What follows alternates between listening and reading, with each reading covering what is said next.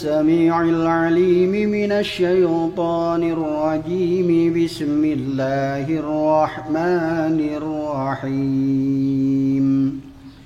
إن تبدوا شيئا أو تخفوه فإن الله كان بكل شيء عليما. لا جناح عليهن في آبائهن ولا أبنائهن ولا إخوانهن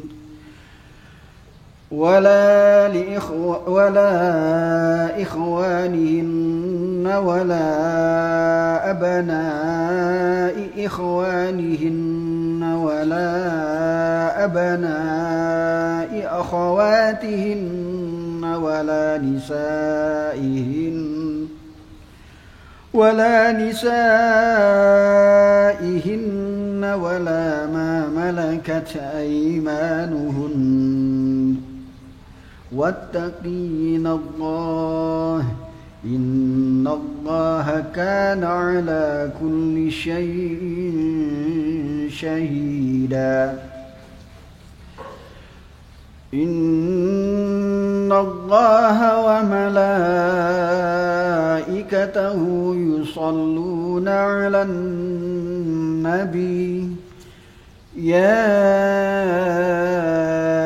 أيها الذين آمنوا صلوا عليه وسلموا تسليما.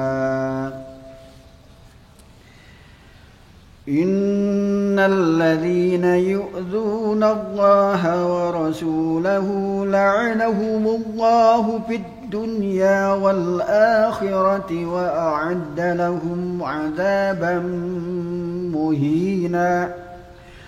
والذين يؤذون المؤمنين والمؤمنات بغير ما اكتسبوا فقد احتملوا بهتانا وإثما مبينا. يا أيها النبي قل لأزواجك وبناتك ونساء المؤمنين يدنين عليهن من جلابيبهن ذلك أدنى أن يعرفن فلا يؤذين وكان الله غفورا رحيما. لئن لم ينته المنافقون والذين في قلوبهم مرض والمرجفون في المدينة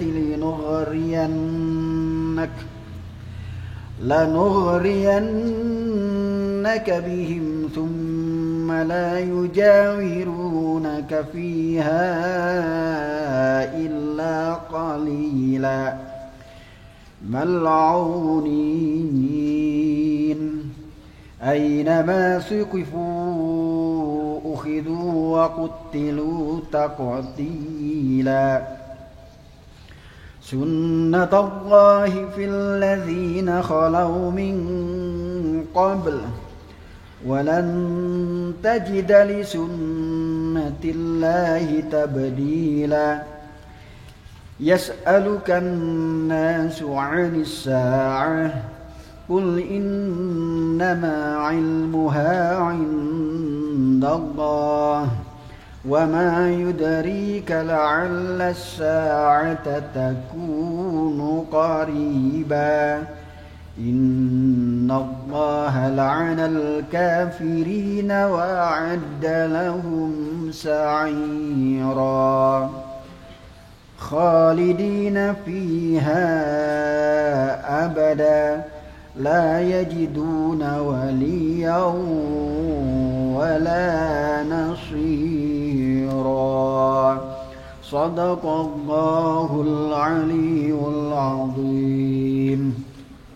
اللهم صل وسلم وزد وبارك على رسول الله وآله الأطهار على رسول الله وآله الأخيار. Assalamualaikum warahmatullahi wabarakatuh. Alhamdulillahilladzi wassalatu wassalamu ala asyrafil anbiya'i wal mursalin sayyidina wa habibina Abul Qasim Muhammad wa ala alihi thayyibin at-tahirin wa ashabihil muntajabin. Para pemirsa yang saya hormati dan saya muliakan, pada kesempatan kali ini kita akan membahas satu topik yang mungkin kita bisa katakan sebagai topik yang berkaitan dengan ekspresi keberagamaan di era tertentu. Topik itu adalah puasa di era postmodernitas. Dalam buku Al-Yarham Kiai Haji Jalaluddin Ahmad, khususnya buku Psikologi Agama, ada satu uraian mengenai psikografi agama yang di situ memuat 3 dimensi atau 3 karakteristik agama yang bisa kita lihat ada di semua agama. Ada 5 dimensi dalam psikografi agama itu. Yang pertama adalah dimensi ideologis yang berkaitan dengan prinsip-prinsip keimanan. Dalam bahasa Islam disebut dengan aqidah. Yang kedua adalah dimensi ritual, yaitu berbagai macam praktek-praktek ibadah yang dilakukan atau dipraktekkan oleh para pemeluk agama. Yang ketiga adalah dimensi eksperiensial, yaitu sebuah dimensi batin, sebuah dimensi pengalaman spiritual yang diperoleh atau yang didapatkan oleh para pejalan suluk, pejalan spiritual di masing-masing agama. Yang keempat adalah dimensi intelektual, sebuah dimensi yang ada di dalam teks-teks suci, bahkan sebuah dimensi yang dianjurkan menjadi sebuah tolak ukur bagi seseorang dikategorikan sebagai terkena kewajiban keagamaan. Dalam bahasa Islam disebut dengan balik. Sebuah dimensi di dalam teks suci itu ada pemaparannya, ada anjurannya, yaitu dimensi intelektual atau akliya dalam agama. Sebuah dimensi di mana kita bisa melakukan upaya-upaya rasionalisme atau rasionalisasi ketika membahas tentang beberapa doktrin tertentu dalam agama. Misalnya doktrin-doktrin ketuhanan adalah doktrin yang pada dasarnya bisa dianalisis secara intelektual. Itu dimensi intelektual. Yang terakhir adalah dimensi konsekuensial. Adalah sebuah dimensi yang sangat berkaitan dengan ekspresi keberagamaan di ruang publik. Pembahasan kita malam ini akan banyak difokuskan pada dimensi kelima tersebut, yaitu dimensi konsekuensial. Jadi ketika kemudian keyakinan keagamaan, ritualitas keagamaan, bahkan pemahaman keagamaan, serta apa yang kita dapatkan di alam-alam spiritual itu kita aplikasikan dalam ruang publik. Tentu saja dimensi kelima ini merupakan salah satu tolak ukur yang menentukan apakah keyakinan keagamaan, ritualitas keberagamaan itu, pengalaman keberagaman itu bisa dikategorikan sebagai pengalaman-pengalaman yang otentik, pengalaman-pengalaman yang benar, pengalaman-pengalaman yang baik. Kebanyakan dari kita mendapatkan permasalahan tentang perilaku keberagaman seseorang dari dimensi konsekuensialnya. Jadi bagaimana mereka membawakan diri atau menjalankan keyakinan, pemahaman, ritualitas dan sebagainya itu di ranah publik. Akhir-akhir ini kita banyak disibukkan dengan isu-isu politisasi agama. konsep politisasi agama pada dasarnya adalah sebuah dimensi yang mewakili dimensi kelima, yaitu dimensi konsekuensial. Ketika agama bersentuhan dengan ranah publik, ketika agama diekspresikan dalam zaman tertentu, dalam era tertentu. Kali ini kita akan berupaya untuk menjabarkan kuasa dalam situasi zaman yang kebanyakan orang menyebutnya zaman postmodernitas. Bagaimanakah puasa diekspresikan dalam ruang publik di era itu? Tentu saja puasa yang diekspresikan di era tradisionalisme atau di era modernisme dan di era postmodernisme memiliki beberapa kesamaan, tapi juga memiliki beberapa perbedaan. Malam ini, di malam yang mulia, di malam-malam suci Ramadan, kita akan berupaya untuk menjabarkan bagaimana perilaku ritualitas keberagaman itu dalam satu zaman yang banyak disalahpahami orang, satu zaman yang menimbulkan kebingungan, satu zaman yang banyak menimbulkan kesalahpahaman sekaligus, itu zaman postmodernitas. Yang pertama adalah bahwa kita perlu meluruskan, menjelaskan secara clear dua konsep yang sering dipakai ketika kita membaca buku-buku yang berkaitan dengan postmodernitas itu, yaitu postmodernisme sebagai isme dan kemudian postmodernitas.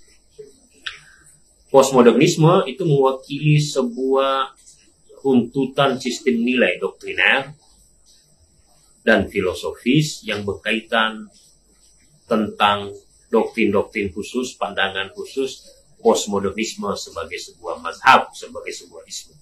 Itu postmodernisme. Jadi dia berisi landasan-landasan, prinsip-prinsip, karakteristik-karakteristik filosofis apa yang kita sebut dengan zaman postmodernisme itu. Pada titik ini terjadi beberapa perdebatan atau dialektika di kalangan para ahli menyangkut istilah postmodernisme beserta karakteristiknya itu. Sebagian ahli atau orang awam, kalau bisa kita terlebih dahulu ke orang awamnya, meyakini bahwa zaman itu, bahkan sebagian ahli juga, zaman postmodernisme itu adalah zaman ketidakpastian, zaman di mana seluruh nilai diragukan, dinihilkan, direlatifkan. Sebuah zaman ketidakpastian nilai, ketidakpastian kebenaran. Sebuah zaman yang merayakan seluruh dimensi kehidupan tanpa ada lagi justifikasi, benar salah, baik buruk, dan sebagainya. Semua serba direlativitaskan, semua serba dinihilkan.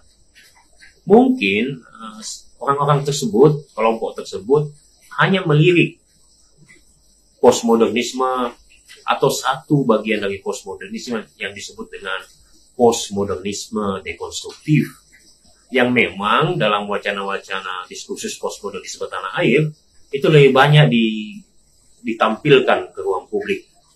Jadi postmodernisme dekonstruktif itulah yang kemudian banyak diminati. Proses peraguan hingga merelatifkan, hingga menihilkan semua sistem nilai, bahwa dari rangkaian berbagai macam kebenaran, pada dasarnya setiap kebenaran itu posisinya horizontal. Artinya semua benar, semua memiliki titik kebenarannya masing-masing. Jadi sepertinya kita dihanyutkan atau masuk ke dalam sebuah permainan wacana, permainan tanda, di mana ya kita tidak bisa menentukan lagi apakah kita ini benar, paling benar atau tidak. Itulah tipe postmodernisme dekonstruktif tadi. Contohnya tokohnya misalnya Jacques Derrida, Michael Foucault, dan kawan-kawannya. Tokoh-tokoh ini yang kemudian berupaya untuk melakukan semacam kerja-kerja dekonstruktif, melewati apa yang kita sebut studi-studi hermeneutika dan semiotika.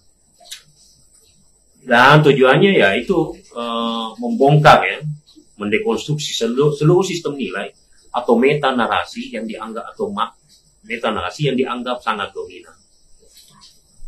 Nah, kebanyakan dari kita itu melihat postmodernisme dari sisi situ. Makanya ya wajar saja kemudian postmodernisme sebagai sebuah mazhab itu dianggap bermasalah. Jadi ketika ada wacana yang kemudian menggabungkan ada dimensi misalnya ritualitas keagamaan dengan postmodernisme, yaitu dianggap seperti menggabungkan minyak dengan air. Padahal secara diskursif postmodernisme itu punya dua aliran yang berbeda lagi seperti sampingan tadi yang pertama tadi. Yang kedua adalah aliran konstruktivisme. Jadi postmodernisme konstruktivis itu adalah postmodernisme yang sebenarnya ingin melakukan upaya kritik imanen, kritik mendalam terhadap prinsip-prinsip modernisme yang dianggap mendehumanisasi. Jadi yang dikritik itu modernismenya, unsur-unsur negatif pada modernisme, namun unsur-unsur positif itu dipertahankan. Contoh kasus, salah satu contohnya adalah penghormatan pada sains. Tetap aja kelompok postmodernisme konstruktivis ini menghormati sains, mendudukkan sains pada tempatnya, menganggap sains itu adalah sebuah ilmu atau sebuah sistem nilai yang harus kita junjung tinggi dalam mengarungi kehidupan. Namun yang ditolak adalah saintismenya, ideologi saintisnya. Itu yang ditolak. Misalnya otoritarianisme epistemologis, misalnya kelompok positivis dan sebagainya itu yang ditolak. Sementara hal-hal yang positif, misalnya pentingnya rasionalitas dan sebagainya, itu etika dan sebagainya, itu tetap dipertahankan. Tetap dijadikan sebagai bagian yang teramat penting bagi peradaban manusia. Itu yang disebut dengan pandangan dari kelompok postmodernisme konstruktif. Adapun yang lainnya, yang terakhir adalah postmodernisme New Age. Sebuah kecenderungan atau aliran postmodernisme yang berupaya untuk kembali ke kehidupan pramodern. Jadi dia mengkritik modernisasi tapi menawarkan kehidupan pramodern. Jadi mereka ingin kembali ke tradisionalisme. Mereka kemudian melakukan penghormatan terhadap berbagai sistem nilai tradisionalisme. Bahkan sebagian dari mereka,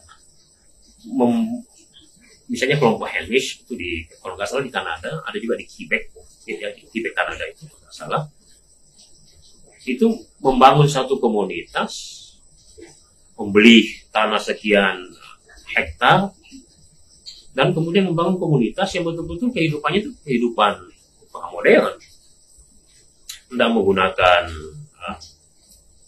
teknologi dan sebagainya, teknologi canggih seperti yang kita lihat di modern. Mereka tidak menggunakan mobil, tidak menggunakan mesin dan sebagainya. Betul-betul kembali ke sistem pramodern. Sistem tukar ekonomi juga pakai barter dan sebagainya. Mereka tidak menampilkan apa yang kita sebut dengan transaksi dalam bentuk uang, apalagi kripto. Ya. Nah, itu salah satu varian dari postmodernisme juga. Jadi mereka kembali ke kehidupan pramodern. Termasuk di dalamnya adalah merayakan kembali, mengangkat kembali dimensi-dimensi mistisisme agama. Dimensi-dimensi yang esoterisme dalam agama. Misalnya yang ada di agama Hindu, di agama Buddha, dimensi sofistik Jalaluddin Rumi dan Ibnu Arabi di Islam, di Kristen juga diangkat, Santo Agustinus dan sebagainya. Jadi dimensi-dimensi itu yang kemudian dirayakan. Mereka ini adalah kelompok postmodernisme yang dalam tanda kutip mungkin membenci segala aspek yang kita sebut dengan aspek-aspek modern dalam pengertian lebih spesifik teknologi-teknologi modern yang telah banyak menghilangkan aspek-aspek kemanusiaan pada dasarnya. Jadi mereka mendapatkan kenikmatan, kenyamanan rohani dengan misalnya dia kemudian berwisata ke Tibet, mendatangi tempat-tempat suci dan sebagainya, Ini pula lah mungkin yang kemudian dalam tanda kutip dimanfaatkan oleh sekelompok agamawan, mendirikan cult, mendirikan sekte-sekte yang kemudian diarahkan ke jalan yang tidak tepat ya. Tapi itu bagaimanapun juga adalah sebuah bagian dari upaya masyarakat modern untuk mencari ketenangan batin, untuk mencari penyembuhan dari apa yang disebut Sayyid Hussein Nasr adalah kekosongan eksistensial itu. Kelompok yang ketiga ini merupakan mungkin kita bisa katakan dimotori oleh kelompok-kelompok fisika holistik ya, seperti Richard Chapla, Lovelock, dan Ilya Prigogine yang juga dikutip oleh Allahyarham guru kita Ustaz Jaludin Rahmat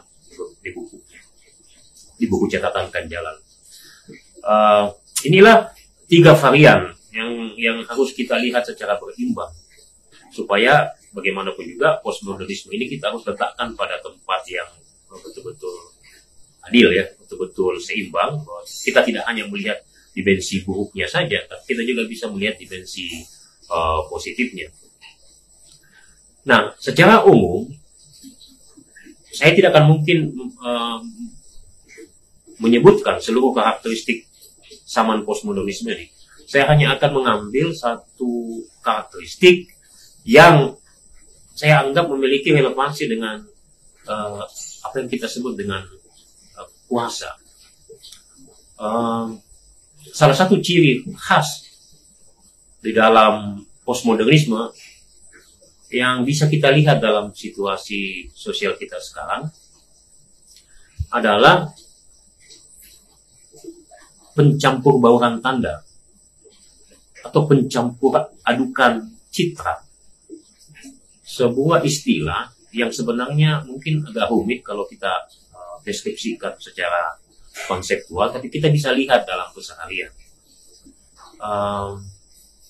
Kalau Anda pernah melihat grup musik Naif di Bandung, itu kemudian grup musik yang menggunakan pakaian-pakaian kembali ke pakaian-pakaian yang 60, 6 tahun 60, tahun 70, itu dirayakan. Itu ada satu varian juga dalam postmodernisme, orang-orang yang kemudian menggunakan tanda-tanda tanda-tanda kehidupan yang lalu, yang kuno, namun perilakunya masih tetap modern. Nah, itu disebut dengan pencampur bauran tanda. Jadi tanda-tanda itu, citra-citra itu, ekspresi-ekspresi simbolik itu dipadukan. Tapi tujuannya satu, yaitu mendekonstruksi keduanya. Abad postmodern ini ditandai dengan perayaan kepada aspek-aspek luaran, aspek-aspek kulit, dan mengabaikan aspek-aspek batin atau aspek-aspek esoterik. Akibat pencampuran tanda seperti itu, kita melihat justru kedua tanda yang dicampurkan itu menjadi dalam tanda kutip mati. Salah satu contoh adalah puasa. Secara sederhananya, puasa di era postmodernitas adalah sebuah aspek ritual yang dirayakan aspek luarannya, ekspresi fisikalnya, ekspresi eksoteriknya itu dirayakan, betul-betul dirayakan, dispiritualisasikan, meskipun itu bagian daripada kapitalisasi, namun dimiskinkan dimensi rohania. Itu ciri ketika kemudian permainan tanda itu masuk ke dalam aspek ritual keagamaan. Sebelum ke puasa, saya kasih contoh aja jilbab. Dulu, waktu kita berada pada masa aktivisme yang betul-betul permainan tanda itu belum terlalu kuat pengaruhnya, kita kalau memakai jilbab, betul-betul memakai jilbab, kita tidak akan bersentuhan dengan selain muhrim kita. Kita betul-betul menjaga jarak. Bahkan ada yang lebih ekstrim, ya kan, tidak ingin menampilkan dirinya, yang ketika kemudian ingin berkomunikasi pakai surat saja. Itu saya pernah dapat. Saya juga mengalaminya ketika membawa undangan ke sebuah lembaga Ya saya harus menulis surat, kemudian dibalas lagi. Itu ada yang kayak gitu, betul-betul citra jilbab itu melambangkan spiritualitas yang khas, gitu ya, spiritualitas yang khas. Ya memang selaras. Itu penjagaan memang, bukan juga penjagaan terhadap aurat, tapi juga yang batinnya. Jadi betul-betul terpelihara. Tidak seperti zaman kita sekarang ini, saya tidak mengatakan seluruhnya. Di beberapa tempat masih ada yang memelihara itu, memurnikan jilbab. Tapi jilbab era modernitas itu adalah jilbab yang kemudian merayakan aspek-aspek luarannya, kreatif di bidang itu, inovatif, berbagai macam mode-mode jilbab dan sebagainya itu bertebaran di mana-mana. Permainan warna, permainan style dan sebagainya itu betul-betul kita bisa nampak, lihat, bahkan cadar sekalipun itu ada, bahkan ada industrinya. Namun ketika kemudian diekspresikan dalam ruang publik, kita melihat bahwa anak-anak muda kita yang pakai jilbab itu masih bersentuhan dengan muhrimnya, padahal mereka pakai jilbab, masih tidak menjaga jarak, gitu. Seperti dia tidak pakai jilbab, gitu, meskipun dia pakai jilbab. Nah itu yang dimaksud dengan mencampur baurkan tanda, sebuah upaya mendekonstruksi dimensi batin agama. Ini bahayanya, ini yang harus kita betul-betul amati, cermati, waspadai, kemudian kita antisipasi. Sebuah ekspresi kultural yang kemudian mengamputasi, ya. Ini namanya mengamputasi. Sehingga yang tampil itu bukanlah jilbab yang utuh, bukanlah ritualitas puasa yang utuh. Benarlah kata Rasulullah, banyak orang yang berpuasa tetapi mereka hanya mendapatkan lapar dan dahaga. Nah, salah satunya mungkin untuk ekspresi di era postmodernitas ini adalah mereka yang hanya merayakan dimensi luaran daripada puasa itu. Namun yang kita lihat di dalam itu adalah perilaku-perilaku yang tidak mencerminkan akhlak Islami. Ya mereka berpuasa tapi hanya merayakan, ya buka puasa bersama, sahur bersama. Di media massa, puasa dalam perayaan dimensi kulitnya itu hadir dalam tayangan-tayangan yang memang penonton itu siap untuk menyaksikannya. Sementara tayangan-tayangan yang dalam tanda kutip menampilkan dimensi esoterik itu ditayangkan pada jam-jam yang dalam penafsiran saya itu orang tidak bersemangat untuk menontonnya karena waktunya. Jadi dia ditempatkan pada tempat-tempat yang tidak akan sepopuler dengan tempat-tempat di mana perayaan puasa yang dalam pengertian eksoterik itu, lawakan dan sebagainya. Itu menurut saya adalah rangkaian daripada proses pencampur bauran tanda yang negatif. Kita sama-sama tahu bahwa puasa itu memiliki tingkatan-tingkatan. Yang paling bawah kan puasa adalah menahan lapar dan haus dan aktivitas seksual kita. Itu tingkatan paling bawah. Anggaplah ini sudah selesai. Tapi yang kedua, dimensi lebih batinnya adalah menahan mata, ucapan, telinga kita dari melihat hal-hal yang diharamkan oleh Allah. Yang paling tertinggi adalah menahan batin kita dan pikiran kita dari hal-hal yang bisa merusak puasa atau hal-hal yang sia-sia. Nah, dua dimensi ini tidak akan pernah bisa disampaikan jika yang hanya dirayakan aspek ininya saja. Inilah kemudian bagaimana ada orang yang mencurigai bahwa sesungguhnya upaya pencampur bauran tanda itu merupakan sebuah grand design untuk sebuah syahwat ekonomi tertentu. Kalau menurut Michael Foucault, ada yang disebut desire machine, sebuah mesin hasrat yang sengaja diputar, dikembangkan itu, agar kita hanya merayakan aspek-aspek itu saja, aspek luaran, tapi melupakan aspek batin. Salah seorang tokoh, saya lupa namanya, salah seorang tokoh postkolonial, feminisme postkolonial mengatakan seperti ini, saking mencurigainya adanya sebuah industri besar di balik pencampur bauran tanda itu. Dia malah mengatakan bahwa kalau perlu para gadis tidak usah membuka cadarnya, karena ketika Anda bercadar maka industri kosmetik itu akan kehilangan pangsa pasar yang luas gitu. Mereka tidak bisa ekspansi kemana-mana. Kita sama-sama tahu bahwa prinsip marketing itu adalah mengupayakan adanya ruang tempat produk itu harus siap dulu, baru produk itu masuk. Nah, spiritualitas juga itu dikapitalisasi. Aspek ritual spiritualitas itu juga dikapitalisasi. Ini sebuah kepentingan yang besar. Ini kritik terhadap dimensi postmodernitas. Postmodernitas itu sekali lagi adalah wajah-wajah ekspresi kultural, simbolik di dunia publik. Ini yang kemudian bagaimana agama itu pun oleh kapitalisme itu bisa dikapitalisasi, bisa dijual. Jangankan agama, hantu aja bisa dikasih gitu. Berbagai macam film-film horor itu sebenarnya hampir boleh dikatakan mungkin sebagian hantu di dalam itu tidak ada rujukan periwayatannya ya, apakah agama atau apa, suster ngesot dan sebagainya itu tapi itu dikapitalisasi, akhirnya hantu-hantu pun kehilangan royalti yang mesti mereka dapat kan, seperti itu. Nah, itu hanya bercanda saja, tapi intinya itu. Jadi ini harus diwaspadai, dan ini juga bagian daripada proses mendegradasi agama, mendegradasi kehidupan beragama yang sebenarnya.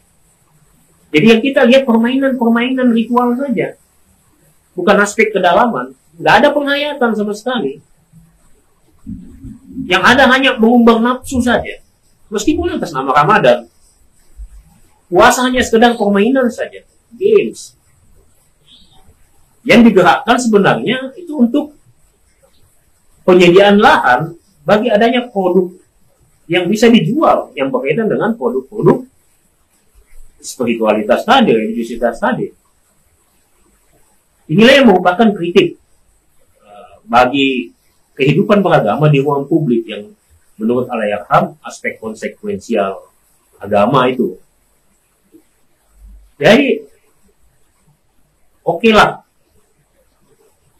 Ini tidak bisa dibendung, sudah masuk, bahkan sudah menjalar di generasi muda kita. Tapi kita selaku orang tua, bahkan mungkin juga ada orang tua yang kena seperti itu, nggak menutup kemungkinan.